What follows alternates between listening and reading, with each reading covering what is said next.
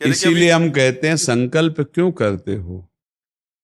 पता नहीं शाम तक जीवित रहें कि ना रहें, हमें भरोसा नहीं, तो हम संकल्प क्यों करें?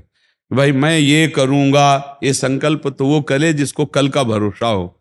अपने लोग तो ऐसे मृत्यु लोक में है कि अगले सेकंड का भरोसा नहीं। तो ऐसी प्रार्थना करनी चाहिए कि हे प्रभु, यदि आपने मुझे जीवन दिया, सामर्थ्य दिया, समय दिया, तो ऐसी हमारी भावना बन रही कि हम 108 परिक्रमा कर लेंगे। और अगर नहीं समय, नहीं शरीर सामर्थ्य रही, तो हम एक को नहीं करेंगे, तो कोई अपराध नहीं लगेगा। अगर संकल्प ले लिया कि अब 108 करेंगी, तो अब करना चाहिए। फिर देखो, संकल्प पूरा करना चाहिए। तो अभी इस जान तो शरीर में है ही, तो संकल्प के लिए फिर उसी कार्य में लगा जाता है। पर हम सबसे प्रार्थना करते हैं संकल्प ना लिया जाए। कभी कोई अगर नियम लेने की बात हो तो ये जरूर छूट दे दे कि हे प्रभु, यदि हमारा स्वास्थ्य ठीक रहा, हमारा जीवन रहा, तो हम आपके ऐसा कर लेंगे। और अगर नहीं रहा तो आपने कोई संकल्प किया नहीं, तो पाप नहीं लगेगा। ऐसे थोड़ा अपराध बनने की होती है कि 108 की। महाराज जी वो तब होता है जैसे कोई डील करते हैं ना, गोवर्धन महाराज मेरे पुत्र का नौकरी लग जाए, मैं 100 परिक्रमा करूंगी, तब जाके थोड़ा सा ऐसा ज्यादातर होता होगा, हाँ ऐसे पर भक्ति मिले ऐसा हाँ, तो कम ही होता है। हाँ तो करना चाहिए, फिर हमें लगता है करना चाहिए। पर अगर समय के पधार गया तो फिर कैसे कर पाएगा? मृत्यु लोक है और मरण धर्मा शरीर है, तो मुझे तो भरोसा 1 मिनट का नहीं है अपने शरीर का कि 1 मिनट ही अगला जिएगा कि नहीं जिएगा। इसीलिए संकल्प विकल्प करने का अधिकार ही नहीं है। पता नहीं शाम तक जिएंगे क्यों भाई, पक्का है किसी को? अब पता नहीं शाम तक जिएंगे कि नहीं, तो हम क्या संकल्प करें? हमें तो यही कि प्रभु जैसे चलावे वैसे चल रहे। परिक्रमा करवा दिया, परिक्रमा करने बैठे बैठे राधा राधा जप रहे, मांग के खा लिया, भगवान के भरोसे बाबा जी। ऐसे गृहस्थी में अपने धर्म कर्म किए, जब समय मिला तो परिक्रमा कर गए। अच्छा, प्रार्थना करना स्वामी से कोई गलत बात नहीं कि हमारे बच्चे की नौकरी लग जाए, हमारा काम बन जाए, जरूर करो। भगवान से नहीं करोगे तो किससे करोगे? करना चाहिए। पर ये करके कि हमारी कामना पूर्ण कर दो, हम इतना करेंगे, फिर बंधन हो जाएगा। हम इतना क्यों करें, तुम्हारी परिक्रमा करेंगे तो हमारा काम पूर्ण? स्वार्थी हो क्या? हमारे पिता हो, हमारे स्वामी हो, हमारी जरूरत है, मांग रहे कि प्रभु हमें एक संतान दे दो, हम आपको कुछ करेंगे। ये हम में बस नहीं, हमारे पास तो जो कुछ दिया हुआ सब आपका है नाथ। स्वाभाविक 108 परिक्रमा लग जाए, कोई बात नहीं। संकल्प मत करो, मांग जरूर लो, तुम्हें मांगना है। और छूट दे दो कि प्रभु यदि उचित हो तो ऐसा करना, अगर उचित ना हो तो प्रभु लाख बार मांगो तो भी पूरा मत करना।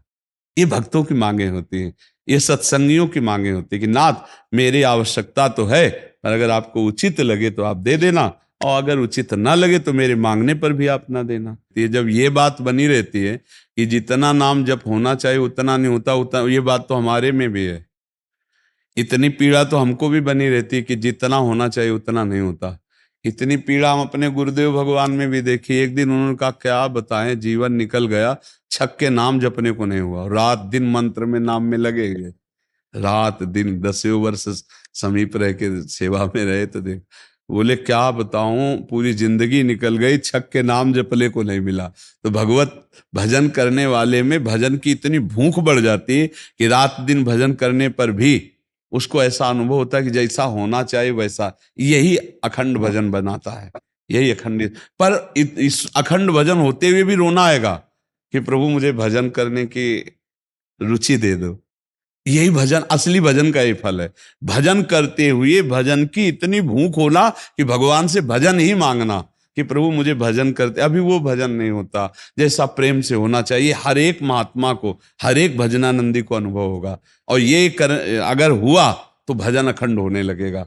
क्योंकि हम जिसकी पीड़ा महसूस करते हैं उसको हम भूलना कैसे बर्दाश्त कर पाएंगे? तभी वो अखंड स्मृति कर पाता है। और जो संतुष्ट हो जाता है भजन में, वो भजनानंदी नहीं होता। जो भजन में असंतुष्ट और भोगों में संतुष्ट रहता है वही भजनानंदी कहा जाता है। अपनी बात कहते हैं, मुझे तो गुरुदेव ने संभाला, नहीं तो साधन भजन हो रहा था, पर वो अहंकार जनित था। जब गुरुदेव ने कृपा करी तो हमारे अहंकार को चकनाचूर हुआ। तब ये बात समझ में आई कि गुरु कृपा से मोक्ष मूलम गुरु कृपा।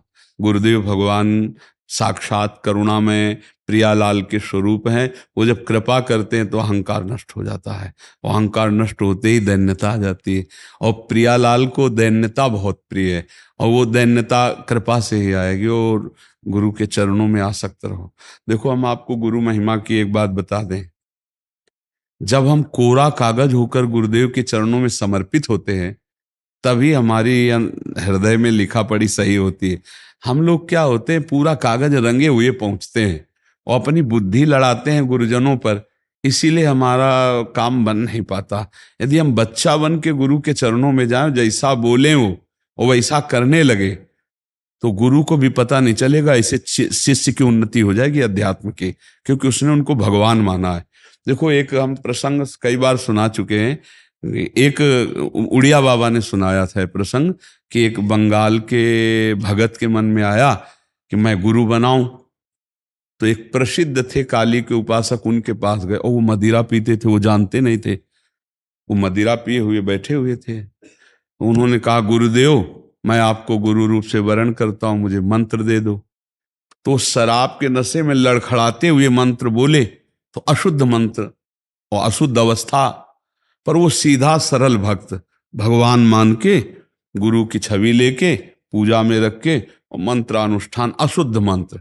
1 साल ही हुआ कि मां भद्रकाली प्रकट हो गई, काली, और उनका बेटा, तेरा गुरु ढोंगी है। तो उनका, मां, पहली बात तो आप गुरु को ऐसा ना बोले, गुरु हमारे परब्रह्म है, आप ऐसा ना बोले। बोले, बेटा तू बहुत सरल है, जानता नहीं, वो शराब पीता है, और जो मंत्र दिया ना वो अशुद्ध है। मां ने कहा। तो उनका, मां, अब तो और विश्वास आपकी बात पे नहीं रहा। अगर गुरु ने अशुद्ध मंत्र दिया होता तो तुम 1 साल में आ गई, कैसे आ गई? बोले, बताने आई हूं कि मंत्र अशुद्ध है। तो उनका, मां, मैं अपने गुरु निष्ठा और गुरु मंत्र को नहीं छोड़ सकता, आप जाओ। तो उनका बेटा, मैं तुम्हारी गुरु भक्ति पे प्रसन्न हुई, और आज से मेरे सिद्ध करने का मंत्र यही होगा, जो अशुद्ध मंत्र। ऐसा गुरु भाव किया जाता है। गुरु को परब्रह्म साक्षात माना जाता है। परब्रह्म में दोष दर्शन नहीं होते, दोष हमारी बुद्धि का है। अगर बुद्धि का दोष निकाल दे तो देखो, मत्ता परतरम नान्यत किंचिदस्ति धनंजय, भगवान कह रहे मेरे सिवा कोई और है नहीं। फिर हम गुरु को दोष दर्शन में देखें, कहीं ना कहीं हमसे त्रुटि हो रही। हमें घोर पापी में भी भगवान देखना है, तो गुरु में भगवान देखने में क्या बात है? विचार करके देखिए। जब हम गुरु में भगवान देखते हैं तो अपना समर्पण करते हैं, और जब वो हमारे साथ उल्टा व्यवहार करते हैं और हम सह जाते हैं, तो हमारा अहंकार नष्ट हो जाता है। वहीं वहीं रहकर उसको चोट पहुंचने दो अहंकार को, और अहंकार जब मिटिया मिट हो गया, तब कृपा उदय हुई, तब समझ में आया को हो साक्षात परब्रह्म गुरुदेव हैं। गुरुर् ब्रह्मा गुरुर् विष्णु गुरुदेव महेश्वरा, गुरु साक्षात परब्रह्म तस्मै श्री गुरु। गुरु में भगवान बुद्धि करना बहुत कठिन बात है, सबसे कठिन बात विश्व में, समझ लो। गुरु में परब्रह्म बुद्धि करना, और गुरु में परब्रह्म बुद्धि नहीं तो कुछ भी कर ले, अहंकार नष्ट नहीं होगा। यह खुली बात कह रहे। गुरु ही एक वो खिलाड़ी हैं जो हमारे अहंकार को मिटिया मेट कर दे सकते हैं, दूसरा नहीं, दूसरा नहीं। इसीलिए ध्यान मूलम गुरु मूर्ति, पूजा मूलम गुरु पदम, मंत्र मूलम गुरु वाक्यम, मोक्ष मूलम। गुरु का चरणामृत पियो, गुरु की चरण रज लगाओ, और गुरु के आगे एक तुच्छ सेवक की तरह रहो, अभी दैन्यता आ जाएगी। अगर गुरु में दोष दर्शन होने लगे तो हट जाना चाहिए, और दूर से उनको परब्रह्म मान के बिना निंदा किए उनके द्वारा बताई हुई उपासना में रत हो जाए तो उसका परम कल्याण हो जाएगा। दूसरा गुरु बनाने की जरूरत नहीं है। परमात्मा प्राप्ति के लिए गुरु कृपा ही। हम तो आपको हाथ उठा के कहते हैं कि गुरुदेव की कृपा के बिना एक कदम नहीं चल सकते, एक कदम भी नहीं चल सकते। हम जैसे भूमि में ही कदम रख सकते हैं, ऐसे हम जीवित हैं, परमार्थ में चल रहे हैं, तो केवल अपने गुरुदेव की कृपा से चल रहे हैं, किंचन मात्र कुछ नहीं। केवल वो ऐसे पकड़े हुए हैं तो हम चल रहे हैं, अगर वो ऐसे छोड़ दे तो धम्म से गिर जाए। गुरु कृपा ही केवलम, गुरु कृपा है। वो दैन्यता गुरु कृपा से आती। महाराज जी, धन्य भाग है आपकी कि आप दैन्यता चाहते हैं। हाँ, परम कृपा है वैष्णव आचार्यों की। बस चुपचाप चलते रहिए, किसी की निंदा मत करना और किसी के दोष दर्शन मत करना, बस इसी से दैन्यता आ जाएगी। और दैन्यता में रोना आता है, जैसे अब आपका दैन्यता में रोना आता है कि मुझ जैसे अधम पर इतनी कृपा श्री कृष्ण की, महाप्रभु की, गुरु की, तो वो हृदय निर्मल होता चला जाता है। जब रुदन होता है ना प्रभु के, उसमें इससे ज्यादा और किसी तीर्थ में नहीं पवित्रता है जितनी रुदन में पवित्रता है। हाँ, रुदु सुश्रम राजन कृष्ण दर्शन लालसा, जब अपने प्यारे प्रभु के लिए रोना आता है तो हृदय निर्मल, तार तार निर्मल हो जाता है। और कबीर दास जी कहते हैं कि बिन रोए किन पाइया प्रेम प्यारा मीत, कबीरा हंसना छोड़ दे रोने से कर प्रीत, बिन रोए किन पाइया प्रेम प्यारा मीत। पर भगवान की 3 प्रकार की लीला है, एक है सृजन और एक है पालन और एक है संहार, और तीनों लीलाएं होंगी, पक्का होंगी। जैसे सृजन जरूरी है, पालन जरूरी है, ऐसे विनाश भी जरूरी है। तो देखो, इस शरीर को कहा गया विनाशी और इस लोक को कहा गया मृत्यु लोक। तो भाई देखो, जो जन्मा है उसका शरीर छूटेगा, जो हमने कर्म किए उसके अनुसार हमें भोग मिलेंगे। अब हम भगवान से भजन के बल से, उनके प्रार्थना के बल से हमको क्षमा याचना करवा सकते हैं। तो अपने पुत्र के लिए, अपने कल्याण के लिए, अपने परिवार के कल्याण के लिए, समाज के मंगल के लिए भगवान का नाम जप करे, भगवान से प्रार्थना करे, दूसरों को सुख पहुंचावे, धर्म पूर्वक आचरण करे, तो निश्चित मंगल होता है। हाँ, बहुत अच्छा है।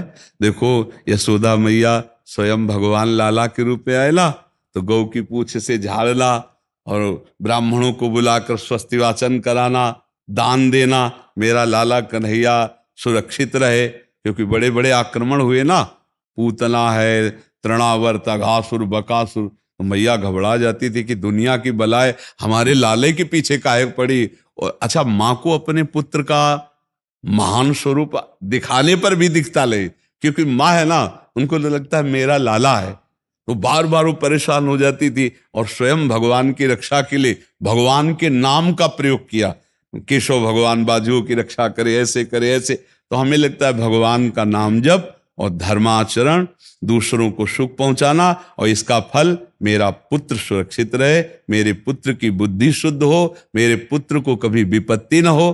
तो ये देखो, माँ में बहुत बड़ी सामर्थ्य है। अगर माँ तपस्या और पूर्वक अपने पुत्र को चाहे तो अजर अमर बना सकती है। मंदालसा माँ ने यही कहा था, मेरे गर्भ में जो जीव आएगा उसे भगवान से मिला के रखूंगी, उसे भगवत प्राप्ति, और ऐसा ही किया। देखो, गांधारी जी ने जे भी सुना कि धृतराष्ट्र हमारे पति होने वाले वो अंधे हैं, तो पट्टी बांध ली। जब ये समय आया कि अब युद्ध होगा ही पक्का, तब गांधारी जी ने कहा, बेटा मैं तुम्हें बहुत प्यार करती हूं, तुम मेरा बेटा है, पर भीम के सहयोगी श्री कृष्ण तू मारा जाएगा, इसलिए जा, तू नग्न होकर मेरे सामने आ जा, मैं पट्टी खोलती हूं, तेरा शरीर वज्र का हो जाएगा, मृत्यु ही नहीं होगी तेरी। अब भगवान तो भगवान ही है। अब वो आ रहे थे नंग धड़ंग दुर्योधन, तो भगवान ने देखा उनका, अरे यार तुम इतने बड़े होकर बच्चों की तरह नंगे घूम रहे हो। तो उनका माँ ने कहा है, बच्चे हो, कम से कम कमर तो ढक लो इतना। ओ ऐसे पत्ता लगा के ऐसे, गांधारी ने जी ही आंख खोले ऐसे दे, उनका ये पत्ता क्यों लगा लिया? उनका, माँ तुम्हारे सामने नंगा कैसे आऊं? अरे उनका, धोखा कर दिया तूने, अब जितनी दृष्टि मेरी पड़ गई, तेरा शरीर वज्र का हो गया, गदा या किसी भी प्रहार से नष्ट नहीं होगा, लेकिन तू कमर से मारा जाएगा, यही से कमजोर हो गया। क्योंकि और भगवान अपने भक्त का प्रण पूरा करवाने के लिए जब द्रौपदी को दिगंबर करा रहा था ना, ये सभा में लाभ जंगा ठोक रहा था, तो भीम ने यही प्रण किया था, इसी जंगा को तोड़ूंगा। अगर भगवान भक्त की वचन रक्षा ना करते और वो पूरा वज्र का शरीर हो जाता तो तोड़ नहीं पाते, इसीलिए भगवान ने। तो माँ में कितनी सामर्थ्य है, आप देखो, अधर्म युक्त चल रहा है लेकिन मेरा बच्चा सुरक्षित रहे, आंख की पट्टी खोली, पतिव्रता, तो वज्र का शरीर कर दिया। तो आप अपने पुत्र को अजर अमर अविनाशी बना सकते हैं साधना और भजन के प्रभाव से। नाम से परम गति होती है। राधा नाम का एक हमने पद सुनाया था, अगर सत्संगी जन होंगे, रोज सत्संग सुनते होंगे, सुनो, राधा नाम है जीवन हमारा, राधा नाम प्राण आधार है। ये पूरा पद, राधा नाम ही हमें प्रेम में निकुंज में पहुंचाएगा। आखिरी पंक्ति है, निकुंज तक पहुंचा देगा ये राधा नाम।